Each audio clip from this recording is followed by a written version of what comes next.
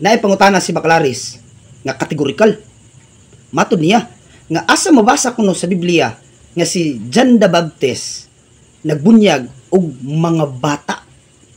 Mauna sila dili mobunyag bata kay si John the Baptist wala mobunyag og bata. Ato agon ning paminawon bi kung si Baclaris nakasabot ba ni sa iyahang pagbasa sa Biblia. Atong paminawon. Asa mabasa? Si John the Baptist nagdabautismo gagmayng bata. Gigamit ang wisik-wisik. Asa na mabasa? Nagiutangan og tubig agtang sa bata. Og mao na bautismo. Kategorikal nga pangutana, kategorikal nga tubag. Asa? Kapitulo, bersikulo sa Biblia. Aninton ka ba? Tagsaon ako ng inyong doktrina. Nadiritanan. Pangandamudaan ba? O, pangandamudaan. Special man nga episode about man sa bata o tao.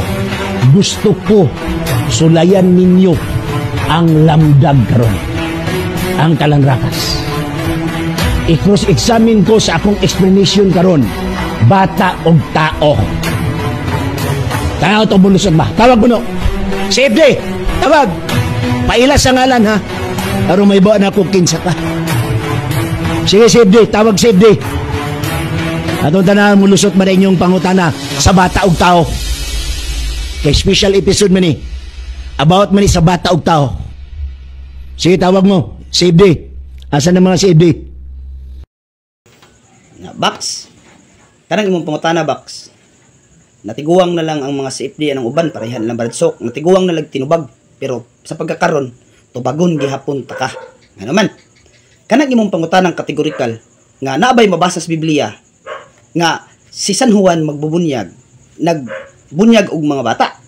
Akong itubag nimo kategorikal na ay mabasa ubanan ang pagsabot. Nga naman.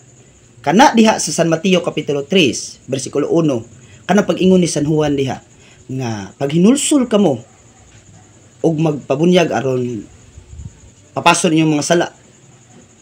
Naatay mabasa diha og masabot. Nga naman, wala mo ingon si John the Baptist diha nga walay labot ang bunyag sa mga bata. Wala sad kay mabasa diha nga ingon si John the Baptist nga ang mga bata walay labot sa bunyag. Kay timan-an na to, si John the Baptist nakahibaw sa pulong sa Dios kay siya usa siya ka propeta. Kay gani, usa ra man ka kapitulo bersikulo ang imuhang gibasihan. Wala ka mobasa sa ubang nga verse ug nakabasa man gani ka ani, wala sad ka makasabot. Nga naman, naa sa Exodo kapitulo 12, bersikulo 37 hangtod 38 nga mismo ang Dios nagbunyag og mga batang masuso og mga bata gyud. Ano man? Kaniadto ning latas sa dagat nga pula ang mga 600,000 ka mga tao, wala labuta og ihap ang mga babay ug ang mga bata.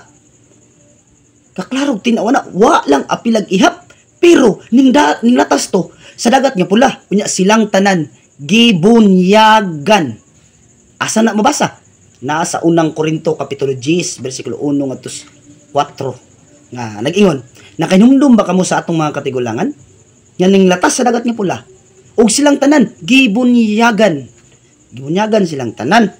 Muna pastor Box nga basa-basa ka Biblia uban nila ging pagsabot. Kay katin-awan ang pag-ingon ni Jesucristo sa Mateo 28:19-20, panglakaw kamo sa tibuok kalibutan. Bunyagi sila sa sangalan sa Amahan, sa Anak, ug sa Espiritu Santo, ug himuang tinun-an ang tanang katawhan sa tibuok kalibutan. Ang bata tao man. Nasa San Juan kapitulo 16 bersikulo 21 nga ang babay kung hapit na siya mga anak mag-uul siya apan inig katawo sa bata magmalipayo na siya. Nya naapod sa Isaias kapitulo 9 bersikulo 6 nga mataw kanato ang usa ka bata. Kini si Baclaris bitaw sa tinuod lang. Murag maalamon nimo tan-awon pero kinahanglan pa ni siya og kining naay mo tudlo kay nagbasa-basa ra sa Biblia pero wala makasagot. Amen. God bless.